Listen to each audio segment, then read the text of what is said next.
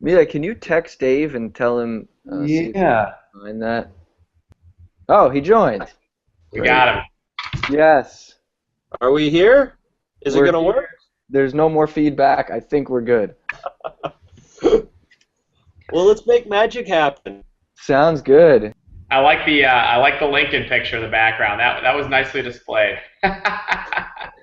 Oh, the Lincoln. Yeah, it's sweet. Back there.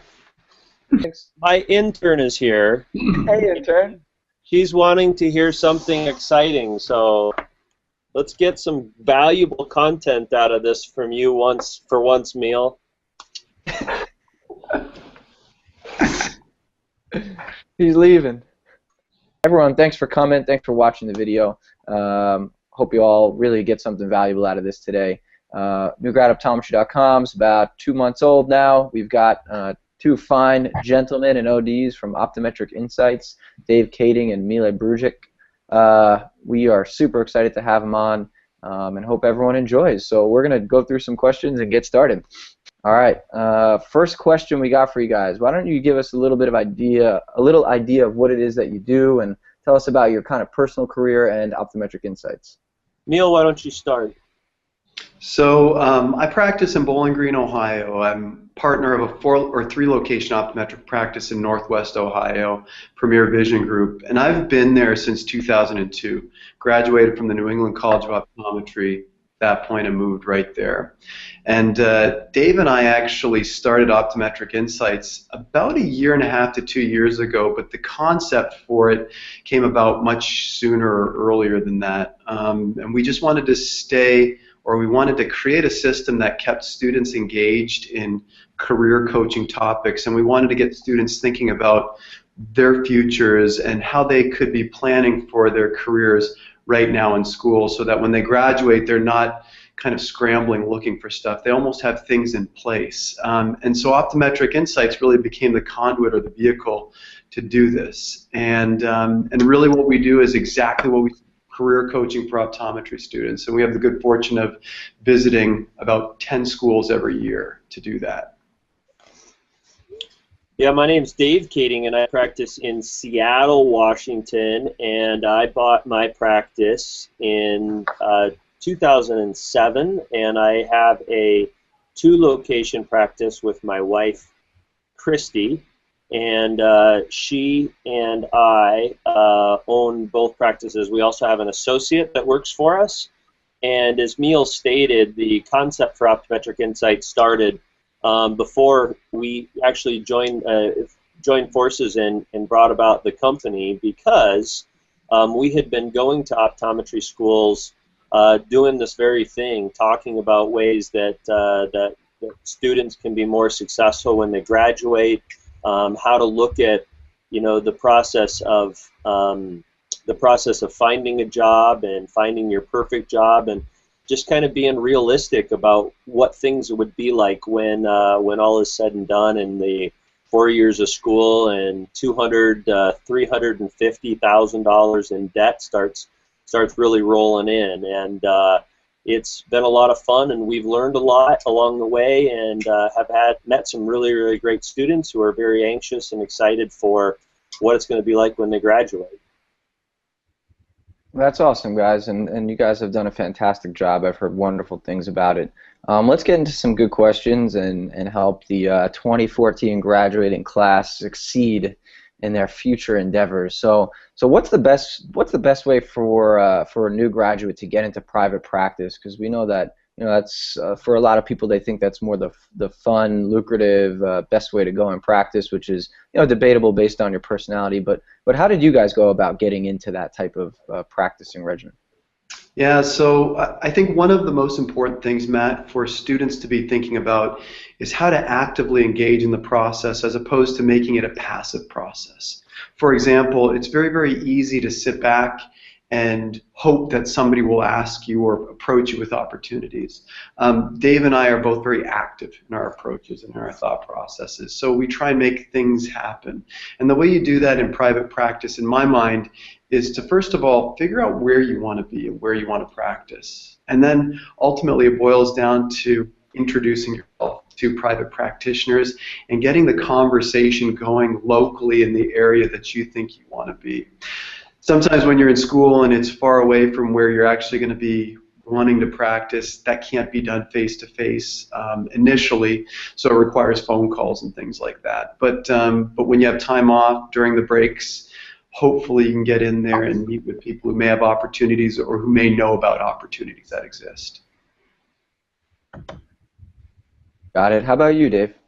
Yeah, I for once agree with Neil. It's I think the big part about it is being active, engaging, and not expecting things to come your way. And also, I think the big concept is to make sure that you don't start looking for a job the day that you graduate, or all of a sudden you've got one rotation left in your 4th year, and then you have to try to decide where you're going to go and what you're going to do. So are you involved in this thing or what? I am. I just can't stop thinking about your crazy hair. I apologize. I'm sorry. I couldn't tell who was talking. You or your hair. Continue. So doing things like figuring out where you're going to live is the first concept that we think is important, and then beyond figuring out where you're going to live, it's figuring out what type of practice you want to be in. And we don't always believe that people are going to be in their dream job within the first year that they graduate, but there's a lot that you can learn throughout the process of that. Neil ended up finding the perfect job for him as soon as he graduated optometry school. It took me about 3 years to find the practice that I ended up buying. And so don't think that it's going to be right away and perfect and that you're going to enter into private practice and own your own practice right away. But there's a lot that you can learn from other practitioners and having them mentor you through that. Getting involved in the AOA, your local state organization, and the local county organizations as well are ways that you can find a job. And then also just looking for the practitioners out there who are looking for associates.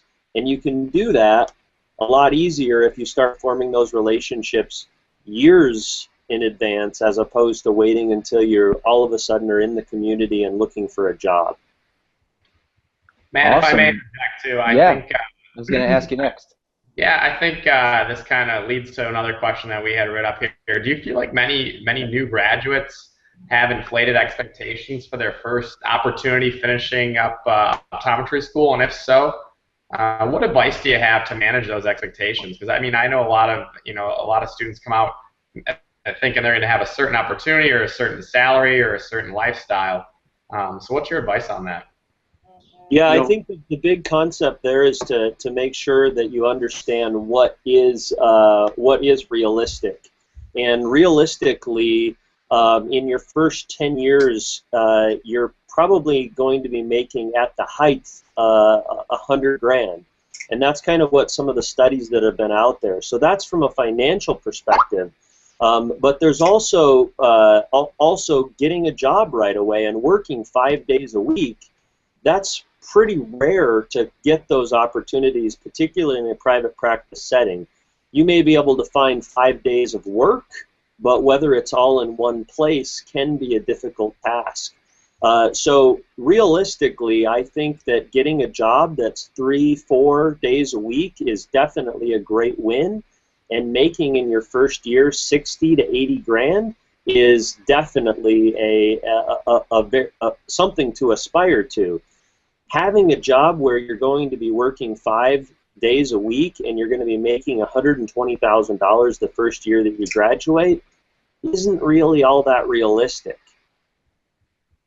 So, Yeah. Ryan, the first thing that I would just hesitate to use when we're describing this is a job. I really think that we need to be thinking about this as a career. And if we do that, we just position ourselves as more of a marathon compared to a sprint. Most of us think about this as a sprint. I got to get out, I got to start working.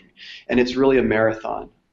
Just to put things into perspective, one kind of key example that I always use is when you graduate, you know right now what it's like to live as a student.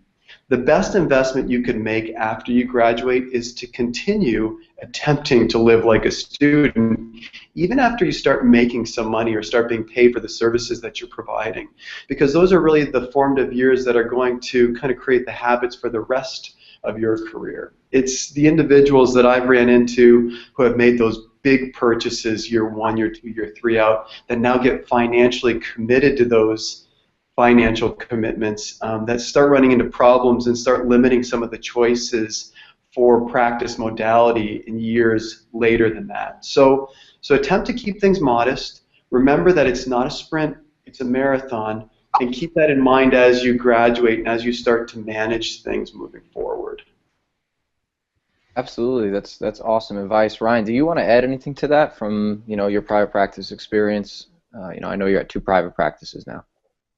Yeah, I mean, the area, I had a couple opportunities that would have been through just one employer and would have been 4 or 5 days a week.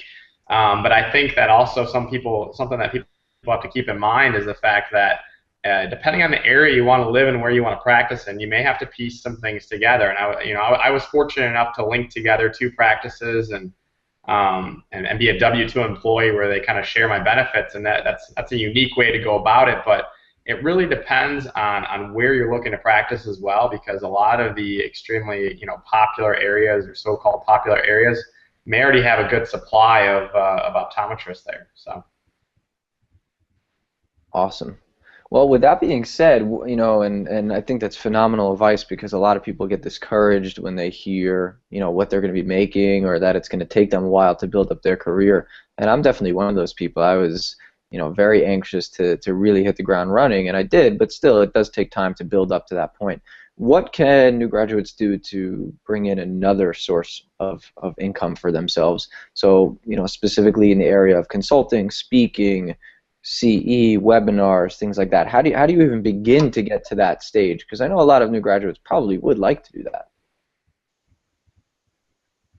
One of the most difficult things with that, Matt, is that sometimes it requires a little bit of experience under the belt before younger practitioners actually have the confidence to do something like that. Personally, I actually, right after graduation, I started lecturing almost immediately.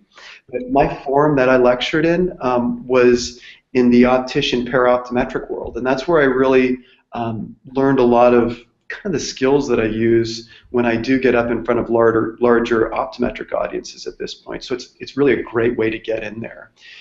But that's not really for everybody. Sometimes people just don't necessarily want to do that. I think that those first several years are really the building block years, and I think that lost revenue secondary to lack of demand in a practice, somebody starting in a practice that may not necessarily have a full schedule, really provides those younger practitioners opportunities to start thinking about those practice building skills that will carry them throughout their career. Yeah, and there are opportunities to do some writing, and we can speak in the writing atmosphere from our own experience, but you can also speak about what's already been said in others and recapping different articles, on certain topics. So if you want to talk about allergy, you can talk about what the research is there about allergy, and you can start working and forming those relationships with different publications. And as Emil said, it is a little bit difficult to enter into that space until you get a little bit of work under under your belt. But it is something that can be done and can be started off. So I would agree. And like Emil said, that maybe not so much on an income side of things, but as a practice, is taking every single speaking opportunity that you can get to come your way. And one of the best things that you can do when you don't have optometric work in front of you is to create the need for optometric work by going out to your community and doing lectures at senior centers or doing school vision screenings. Our state association and local societies are constantly doing screenings and doing public relation work from an optometric standpoint. And I think anybody who's a new grad should get into those opportunities every single time that there is an opportunity to hone their skills, but also to get to know the other optometrists that are doing it. And when there's an opportunity to get out into the community and share the love of optometry with a senior center or something like that, they may recognize your face and may look for you in the practices that you're in. And that always helps you build other opportunities. So you may not be having that tangible dollar coming in as far as I give a lecture, I get paid, but there may be background dollars that come in later on, back to the analogy of it's a marathon, not a sprint that Neil gave earlier. And Dave, I love too that you talked about organized optometry. Being involved in your organization is important because there are even things and opportunities to both help promote the profession and to get you out there with opportunities to do things as well too, to develop other things that practitioners may be interested in. Matt, you and Ryan are two, prime examples of that. You guys are already out. You've already seen a need in the market space where there was this empty space that existed for these new grads where they didn't have a place to communicate and talk. And you guys have created this forum now, and I think that's pretty powerful. So thinking outside the box even too, and sometimes really taking that step over the line, I think is a really, really good thing, guys. Sure, no, much appreciated. Yeah, just to add to it, getting into a writing space early in your optometry student career will definitely help you guys out. For anyone watching, student-wise, optometrystudents.com is always looking for writers. On the New Grad site, of course, we're always looking for guest writers. So, putting yourself out there, and it sounds kind of silly, but, having a Twitter account, interacting with industry, there's all real people behind these companies that you see. And so putting yourself out there, starting to just comment, networking with people, I think that's going to get you guys speaking opportunities, webinars, CE, all that stuff. You got to just put yourself out there in a social space. And if anyone's looking to write an article on the site, you sure can.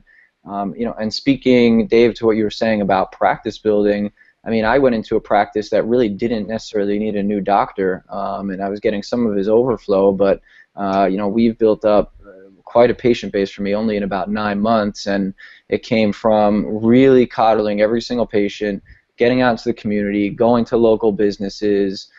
Particularly, I like holistic nutrition type of care, and that's been really effective at going to some of the local health food store type places and doing lectures. There's a big market here called Jimbo's in California, and they're all natural, like a Whole Foods type of place, and I'm going to be doing a lecture with them.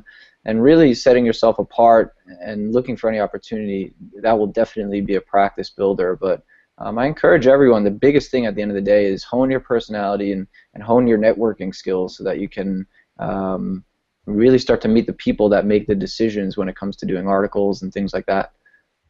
That's Matt. That's great advice, and just to add on to that too, anybody's free to reach out to Dave and I as well. You can go directly to our website, optometricinsights.com, and you can click right on the emails there, and we can get you connected with people who are, again, looking for articles, looking for lectures, all that kind of stuff, and make sure that you're getting networked into the optometric family. Sure. Ryan, do you want to ask a question? Guys, I was just thinking about this, actually. You had mentioned that the key is to kind of get your hands dirty, to get involved. So, let's just say from graduation to your first 5 years out, what optometric involvements did you take on? And how much of a time commitment was this, and how did you kind of juggle your work-life balance? Because I know a lot of people, they're kind of, sprinting towards the finish line, they're excited to graduate, and really all they're realizing is that they got a lot more work to go on from there. How did you guys kind of manage that work-life balance? Because a lot of people are excited to live after school. So. Yeah. The real work actually started after we graduated, and the prime example of that is we both went into practice ownership within a couple of years after graduation, and practice ownership is definitely not. It's not living so much in the first couple of years. There's a lot of work. There's some major benefits of being your own private practice owner, but there's a lot of work that goes to it. So we're done working when we actually close our eyes and go to bed at night, and we start working the moment our eyes open up. And but we love that, and that's, there are a lot of benefits to it. But there's a lot of nights that, we may be spending, particularly in the first couple of years, we don't do it as much, at the office till 7, 8 o'clock at night, just doing additional work around the practice, getting it to be the way that we want it to be. And I think that's okay. And you bring up a really good point, Ryan, is that you want to balance that work-life balance. And if you have a family, that's a very different thing. But a lot of people, when they graduate, they don't have a family, and it's the perfect time to really work your tail off and get a lot of the work out of the way and get things lined up. And building your practice is definitely an important thing to do in those first couple of years. In addition to that, getting involved in local optometry, and I can't say that enough. That's a big thing. I just finished a presidency of the local society, and that was a 4-year commitment that I gave. So, that was 5 years of my life getting involved in the local society. But everybody knows me in the Seattle area from that type of society work. And if there's anybody who needs to do a dry eye or a specialty contact lenses, they know that they can go to me because they've got to know me over those 5 years. And I know Neil has been very involved at the state level as well as at the national level. And those are the important things I think that you need to do in your first 5 to 10 years after you graduate. And you may not have as much actual patient care in the first couple of years, but that's okay. There's other ways that you can get involved. Yeah, Dave, I love when you talk about organized optometry because it's important for us to be involved. We're really the ones that are representing our profession, and because of that, we need to be active. Ryan, I think I agree with everything Dave said, but I want to just kind of give you guys one thought, and this was given to me by my senior partner shortly after I started with him, and he asked me something, and I told him, I said, John, I really don't have time to do that. And he looked at me straight in the eyes and he said, Neil, he goes, never give me that excuse again. You tell me that something else has exceeded its level of importance in your world and you don't find it as important as that, so you're not going to make time for it, but don't tell me that you don't have time for anything anymore. And it kind of stuck with me. So now whenever anybody tells me, if I ask them to volunteer or do something for organized optometry in particular, and they say, well, I just don't have time for it, what I hear is, no, you have time. Everybody has a given period of time. Everybody has a given amount of time in the day. But other things are more important to you than that. And you've found less importance in what I've just offered you.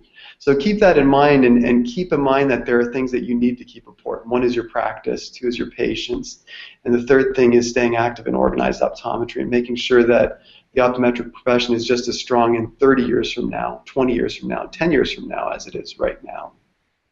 Yeah, sounds absolutely. Like a little tough love out of Lima and Bowling Green, Ohio, then, huh? Yeah, it is, right?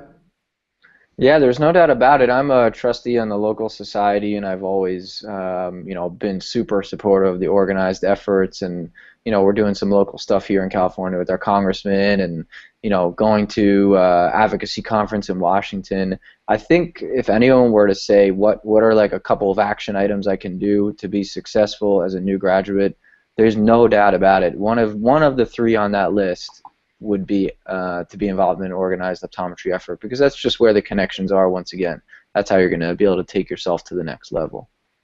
Agreed. All right, cool. What about student loans, personal finance strategy? Let's branch away from optometry for a second. What do you guys think about managing your money from a standpoint of, obviously you got things related to the practice, related to student loans. What's your tips on just financial strategy, and other than, live like a student after school? What's some stuff that people can actually take action on? Is it, open up a savings account? Is it an IRA? Stuff like that.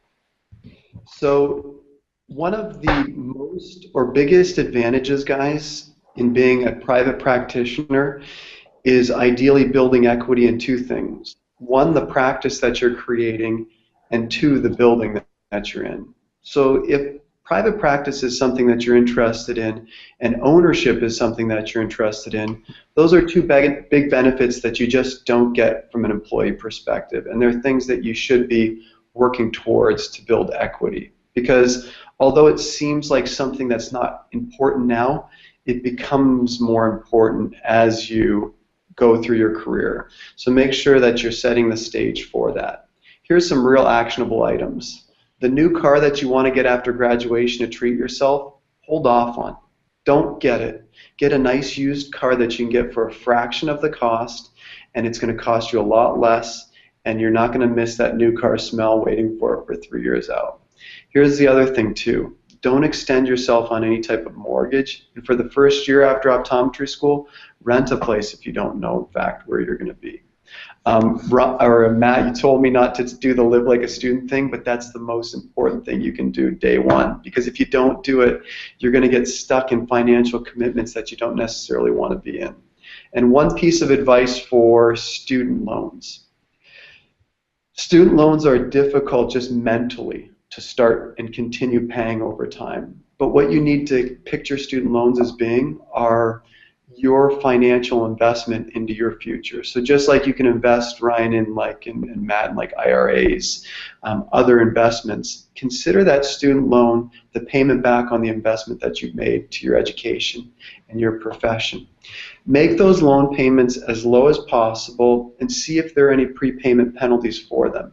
Because if there are no prepayment penalties and you can set those payments low, when the cash starts coming in, you can start increasing the payments without any penalties, and you can put down more towards that principal payment. And in the meantime, you're not going to be strapping yourself financially. So those are kind of my take-homes on that. Yeah, I also have some take-homes, and I agree that we need to not think about them as student loans, but rather as student investments. And if we think about our whole financial outcomes that we're looking for when we end the game, when we end the marathon, so to speak, student loans are a big part of that whole puzzle. And I think that it's important to start investing early in the stock market and your Roth IRAs. But one other component to look at is what kind of return are you getting back on the investments that you're doing. If the return that you're getting on the investments that you're putting in is lower than the interest rate that you have on your student loans, you're losing. And it's important to kind of think about it in that way. Instead, it may be better at first to start paying back those student loans as quickly as possible. And we're not financial advisors. We're just similar guys that have been in the same situation as the women and men that are graduating right now. One of the things that we think that is really important is to live like a student, because if you can live like a student for at least the first 5 years after you graduate, the money that you will be saving you can put towards your student loan and have a significant reduction in the overall principal that you have. And with the graduating student loans that are in the 150, which is very low in a lot of the people that we talk to, all the way up to 350, which is the highest that we've ever heard of, to be able to pay off that and to not see that as something that's a boat anchor that's going to slow you down in your entire career, it's very critical to start off the race quick and to get a really good handle on it as quick. I think that we should also have a balance between the amount of money that we're paying towards our student loan and also have a small amount of money that we're putting towards purchasing a practice or buying into a practice. And just imagine this, is after 5 years, if you had 20 to 30% of your student loan paid down, and you had about $50,000 in cash that was liquid that you could pull from, that would give you an incredible amount of leverage when you go to try to purchase a practice from somebody, or leverage when you go to a bank to say, hey, I think I want to buy this practice. I have some cash set aside that would allow me to do this. Worst case scenario, at 5 years, if you had $50,000 cash and you decided you didn't want to buy a practice, you could easily slide that $50,000 towards the principal on the student loan that you had, and it would be way ahead of where a lot of the people that are right now. And we say all of those things, and those are great ideas and great concepts, but the truth of it is, Matt, that very few people are going to take us up on our recommendation to live like a student for the first 5 years when they get out. And as a result of that, very few people are going to have the luxury of having their loan that far down as well as their cash that far in advance at 5 years. So I put it out there as this is probably the best thing you could do, but in reality, very few people are going to do it. And there's going to be a lot of people that are going to go out and buy a brand new car as soon as they graduate, which, like Neil said, is one of the silliest things that you can do. Understood. Yeah, it's hard to take that type of advice. You know, a lot of us, including myself, feel like we are in some ways deserving of those types of things when we graduate. So, yeah, absolutely, very good advice for sure. You know, most student loans are set at about a 6.9% or so interest rate. It was interesting. I was on the phone with one of my loan companies today. It was a 5%er. And ideally, you know, the avalanche theory is you pay off your highest interest student loans first, and then go towards the lower ones. You end up saving more money that way. And I was on the phone with them, and they just said, hey, do you want to defer it? Because we'll give you another, we can give you up to 3 years where you don't have to pay it. And just fill out this form for us. And I was pretty surprised to hear that. So I think, and it's not the first time I've heard it, talk to some of your loan companies about possibly finding your lower interest loans to see if you can delay paying interest on that. I think it's a fairly simple process, perhaps simpler than we all think.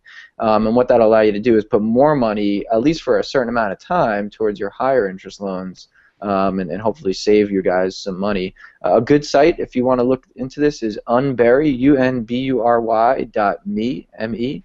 And it's a very simple calculator. Just find your loans, enter the interest rates you've got, and enter principals and whatnot, and then it'll tell you the fastest way to kind of pay them off, and it'll explain it. So you could give that a try. You know, Matt, one other thing to kind of keep in mind, which is a good exercise, and I try to do this with all of the interns that work with me, is let's imagine that you are making $80,000 a year. What is your take-home going to be after Uncle Sam and your state takes their money out of that? Now you've got X amount of dollars. So even though you think you're making $80,000, what is your actual take-home from that? If you're going to be paying your minimum on your student loans, and we would recommend you pay more than your minimum, what does that then take that dollar amount down to? Now take out from that what you're going to be, you know, it's going to cost you to live each month. And it's very simple to see that living like a student is going to give you a much better return on your investment of your money than if you're going out and spending that money. The worst thing you can do is start building up credit card debt as soon as you get out of optometry school. That's one of the silliest things that you can do. But a good exercise is to actually take that amount of money. And we do that in each of the different states that we go into when we speak at the schools. Is we say, okay, you're making X amount of money. This is how much in taxes you're going to have come out of it. Approximate. They're not definite monies, but approximately. And that's a great exercise for people to go through. Sure. Yeah, there's a lot of advice on there on budgeting, and I think Mint.com everyone knows about. At the end of the day, there's so much that goes into this decision, but you have to be really on top of it. I mean, for me, I just had kind of a wake-up call last night where I was like, man, I really got to get back on this, and spent about 2 hours today just organizing finances and setting up a plan. So if anyone thinks it's going to be easy, you're totally mistaken. I mean, every month you should be putting a few hours towards managing your finances and making sure you're making the right decisions, talking to other people, looking up articles, make sure you're doing your taxes good, because if not, you're leaving money on the table. Yeah, I agree with all that, and it's good to have the right people on your team. So, like you said there, Matt, have a good accountant to help you with your taxes down the road. Financial advisors, different people that you can reach out to in general that can help you, to be fiscally responsible. Because at the end of the day, you're an optometrist. You have a lot of information in a certain area, and that's the eye. So, reach out to those people that have been trained and can assist you to how to properly manage your finances. If you guys don't mind, actually, I was hoping we could step back into just more of like a clinical approach question. But go ahead, Neil, real quick. I was just going to say, Rye, you're exactly right. Relying on licensed professionals for expertise in those areas is important, especially when it comes to tax advice and law advice. Don't think that you can Mickey Mouse around with that kind of stuff. You need the licensed professionals that are experts in those areas giving the advice, and I'm glad you said that, Ryan. Yep, very true. At first I was thinking of not hiring an attorney to do contracting-based stuff and just figuring it out myself, and same thing with accounting, and it just turned out to be a mess. And then when I got the quotes on those things, I realized they weren't that expensive anyway. And additionally, I bet you guys know someone who's a startup business law attorney and someone who's a startup and accountant who wants to get their name out there. So, tell them that you'll tell some patients about it and to give you a discount on their rate. And that's exactly what I did with both of those professionals there. You'll have to send me that the contact information for that not so expensive attorney, Matt, because I'm still His name is Danny Goodrich. He's based in California. He's a very smart guy. He practices right beside the not so expensive optometrist. So gentlemen, kind of gearing towards back towards our new graduate, people that are just finishing up third year, jumping into fourth year clinic. What steps can those third and fourth year clinicians take to prepare for the real world?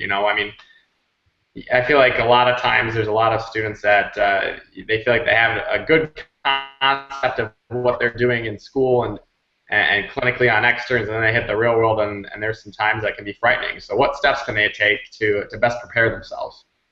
Well, Ryan, we went over a few of these already. One is the networking, making sure that you're creating those networks and creating local buzz in the area that you're interested in opportunities in the area. The other thing is setting the precedent for what the lifestyle is going to be like after graduation, so you know how to manage those debts. But from a clinical perspective, I would actually start formulating those 2 or 3 key bullet points that you're going to communicate about every single ocular condition on a repeated basis, so that you know that when somebody comes in and they're myopic, you know exactly the key take-homes that you're going to deliver every single time you see that myopic patient.